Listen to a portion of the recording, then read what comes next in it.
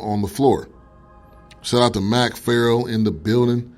Bada bing, bada boom. Guess who stepped in the room? I like that, Mac Farrell. Cool Sale says, sad to hear that, talking about the kid that had his arm amputated. So as you're coming in the chat room, how was your fourth? Where do you think Kawhi is going to go? 2 questions for you as you're joining in to the conversation. NBA talk. Let's get into a couple of free agent signings, a couple of trades. Willie Cauley-Stein, former Kentucky player, has signed with the Warriors. That gives them some depth. He was a 11 and 9 type player. He was decent. I mean, he gave you some buckets. Kind of a double type guy, so that's definitely going to give them the ability to make some stuff happen. So I'm interested to see how he fits into the system there. But the kid definitely has talent, so he's going to bring something to the Golden State Warriors. So that's one thing to look at. One signing that happened from this week. The Mavs reportedly not interested in Boogie Cousins. I know he was excited by, the Mavs were excited about him during parts and times of the past couple of years. But with the way that he is, with the way his previous year went, I don't know what's the market for him. I do know someone will sign him though. I do know that. The story that nobody's going to sign Boogie is crap. Shout out to Key C. Thank you for tuning in. Cauley-Stein was a good signing by the Warriors. My 4th of July was great. Spent time with my family. Dallas not winning anything, says Big L. We will be better than what we were last year, okay? The furthest I'm going to say is that. But I guarantee you, we are not going to win a championship. I'm not even thinking that. Boogie to the Spurs. Supposedly there's a fan or fans recruiting Boogie Cousins to come to San Antonio. I think that would actually be great.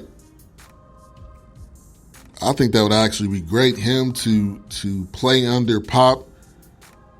Him to get an opportunity to win. He had an opportunity last year. So I'm all for that. I would be all for Boogie Cousins going to the Spurs. Florida Gators lose another kid.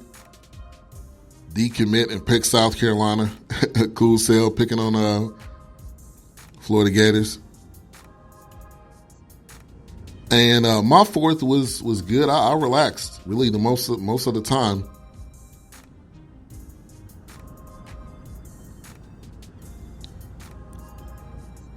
I relaxed. I really didn't have anything major that we were doing.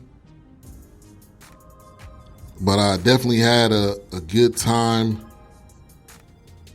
just relaxing at home. We went to go eat at an Italian restaurant and seen the fireworks. My daughter enjoyed that. Something that you got to do every 4th of July is you got to see the fireworks at some point. Cousins would actually be a good fit with the Spurs to pair with Aldridge, says Mac Farrell. I agree with that. And I think Boogie would be even better at this point.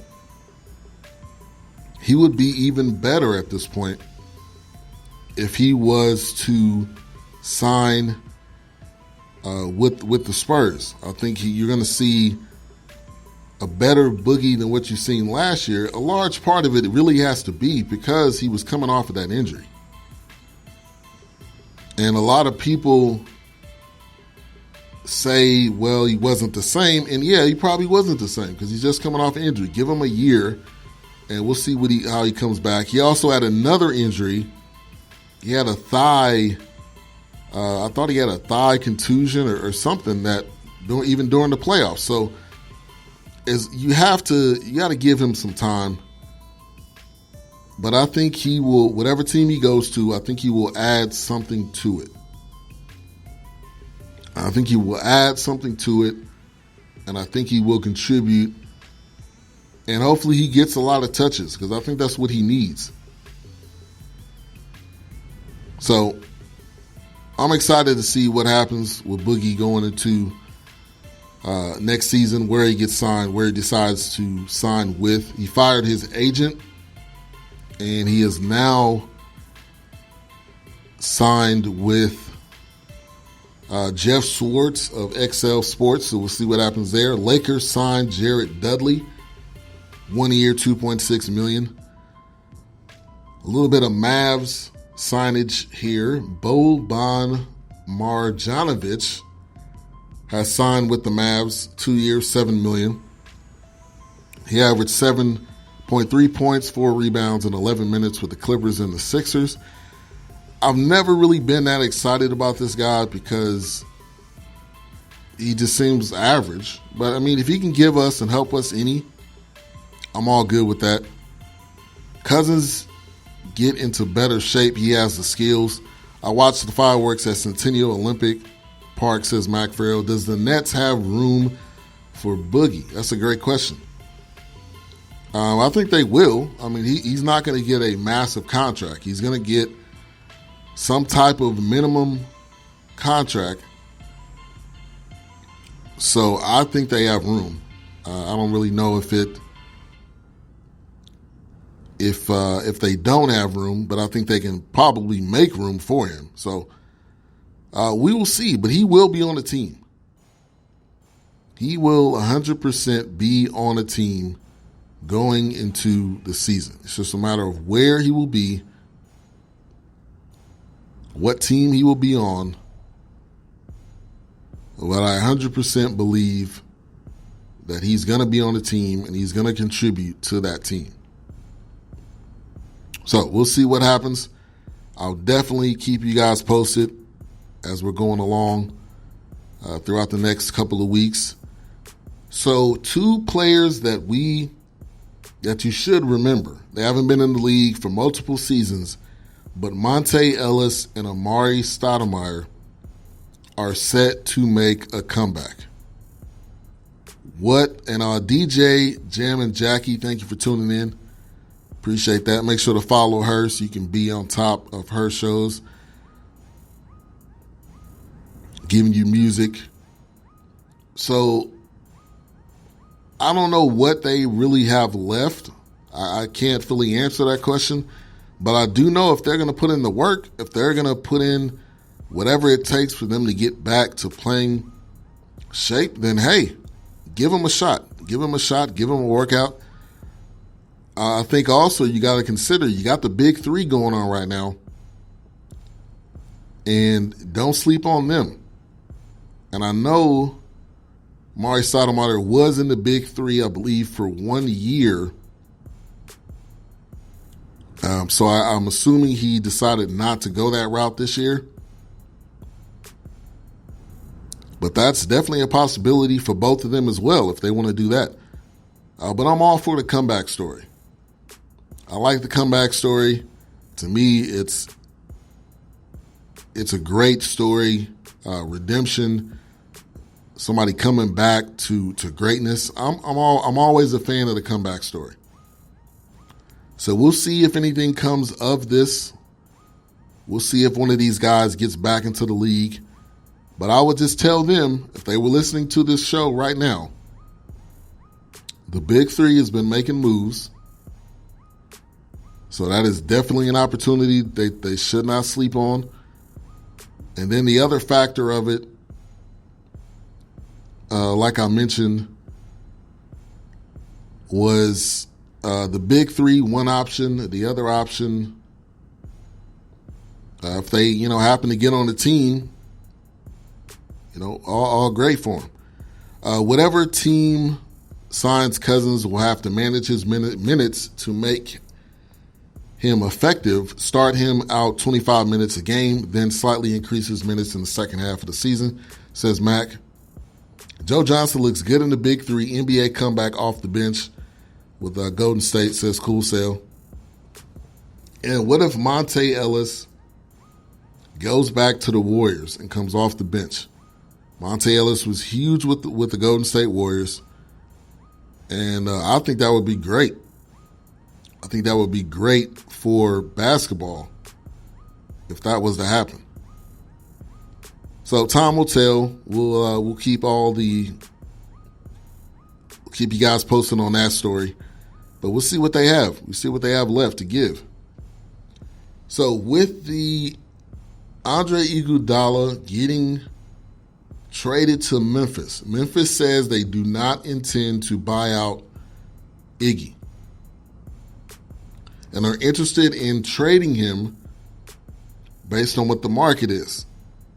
Among the teams that are interested, the Houston Rockets and the Dallas Mavericks.